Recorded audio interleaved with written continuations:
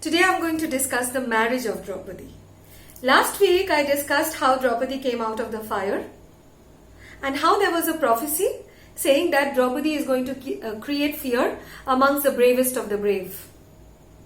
And today I am going to discuss how this girl who came out of the fire and what happened and how she got married. So, in the Mahabharat, nothing has been described about the growing up years of Draupadi. You know, what was the in-between period of her marriage and her birth? Nothing was mentioned. Straight away, there was a mention of her Swayamvar Sabha, which I am going to discuss today. Now, what is a Swayamvar Sabha? Swayam means me, Var means husband, Sabha means a gathering. Now, during those days, women, princesses and queens could choose their husbands through a Swayamvar Sabha. Now what would happen is, in a Swayamvar Sabha, which would basically, as the name suggests, which would be a gathering of suitors.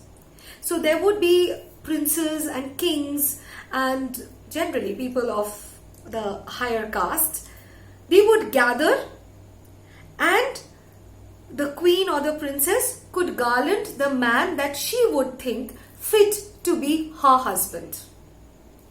Now, you know, it was not that simple. First of all, the alliances were very, very strategic alliances. Only Swayamvar Sabhas generally used to happen only through invitation. An invitation was for whom?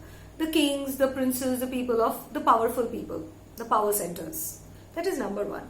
Number two, you know, it was not just that the king or the prince would just walk in and the princess or the queen would just garland. No, it was not like that.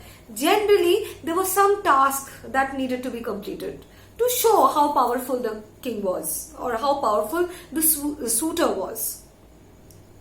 And number three is, if that has not happened in Draupadi's marriage, but I just needed to tell you one more thing. A suitor was also allowed to kidnap the girl from the Swayamvar Sabha. Of course, Draupadi's marriage was an entirely different story, which I'm going to discuss right now. So yes, King Drupad, who is the king of Panchal, a very, very powerful king, announces the Swayamvar Sabha of Draupadi. Now they say that Draupadi's smell could, had spread across miles and miles and miles. But the true meaning of that was the word of Draupadi's beauty had spread across miles and miles and countries and countries. So imagine Draupadi's Swayamvar Sabha. Every other king and every other prince wanted to be invited in her Swayamvar Sabha. And yes, the most powerful of the kings were invited in this Sabha. But this Swayamvar Sabha was a very special one. Even before the day of the garlanding, 16 days of merriment and celebration carried on in the kingdom of Panchal. On the 16th day, the final Swayamvar Sabha was announced. The final Swayamvar Sabha means the day Draupadi would garland the suitable man. So imagine, here is a court of the king of Panchal filled with kings and princes from powerful countries. Generally, they were sitting on the Ishan cone, which is on the eastern side. And the kings and the princes, they were sitting on the Ishan cone, and the plebeians and the common people were sitting on the opposite side to watch what's going to happen. Who is Draupadi going to finally marry was what everyone wanted to know. So yes, everyone is sitting, waiting for Draupadi, whom they have heard about for a very, very long time.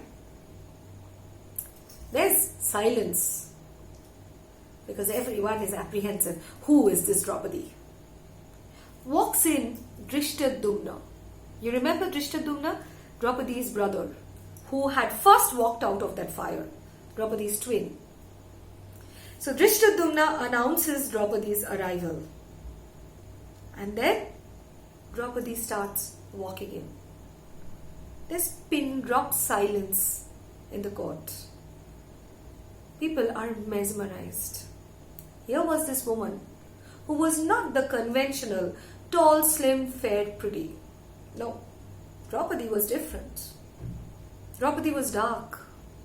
Draupadi was not tall. Draupadi was not short. Draupadi was medium height. Draupadi's eyes were the eyes of petals. And no, she did not have long straight hair, but her hair was curls. And yes, she smelled of the blue lotus. That was just her beauty. And Draupadi held herself with pride and dignity. She walks into this court which is filled with men who want to marry her. In Mahabharat, they say that, these men, when they saw Draupadi, they all thought that she is mine. Even before the task is announced, every man thought, we'll win whatever task is given. She is mine. Krishna Mamateva. Krishna is the other name of Draupadi. Krishna means dark. Mamateva. Krishna is mine. Everyone started thinking Draupadi is mine. Well, Draupadi cannot be won so easily. A task needed to be completed. So, what was the task? Drishtadyumna announces the task. There is a bow which is lying in the corner. The bow was, standing in a corner. There was a quiver full of arrows. And there was a disc on the ceiling which had a fish attached to it. So what is the task? Well, the suitor, whoever wanted to marry or whoever wanted to compete to marry Draupadi, had to go pick up that bow, string it, take the arrows, aim at the fish. But the aiming also had a catch. As I told you, the fish was attached to a disc which was on the ceiling. On the ground below, there was a huge tub filled with water. And the fish was reflecting on that water. The suitor had to look at the reflection below and then through that reflection had to aim at the original eye of the fish. And the suitor had to pierce not one but 5 arrows right into the eye of the fish. That was the task. You had to win Draupadi. Krishna or Panchali was her other names. So Drishtadyumna, with a lot of fanfare, announces the names of the suitors. And the suitors were from very, very powerful kingdom. Duryodhan, Dushasan, Karna, Vikarna, Shishupal, all of them, Shalva, all of them were present. And then, basically it's a match. If you think about it, it's competing for the woman. It's a match. And Drishtadyumna announces the opening of the match. The kings start coming. Everyone thinking, Krishna Mamateva. Krishna Mamateva means Krishna is mine. So everyone is coming with that hope that I will complete this task and then Krishna is mine. But well, each and every king is coming. And even lifting the bow is a big deal. In fact, King Shalva, who was a very, very powerful man, actually fell down on his knees trying to lift the bow. Leave the stringing. The bow was not yet being lifted by any of the king or any of the prince. And then comes in a man, tall, handsome, glowing like a sunlight, walks in, lifts the bow with an absolute ease, takes the arrows, strings the bow, takes the arrows, looks into the reflection of the fish with utmost focus. Till then, nobody has been able to even lift the bow 1 inch. This man lifts it with ease, strings it, puts the arrow, and is focused on aiming on the eye of the fish, and suddenly, in the midst of that quiet court, there is a shrill cry. There is a shrill cry of saying no. The whole silence is broken. Everyone wants to look from where this sound is coming. And the sound is by Draupadi. It's Draupadi who screams and says, no. Everyone is looking at her. What is she saying? Here was a king, a very, very good looking king. And Draupadi is saying no. So everyone is looking at Draupadi in anticipation.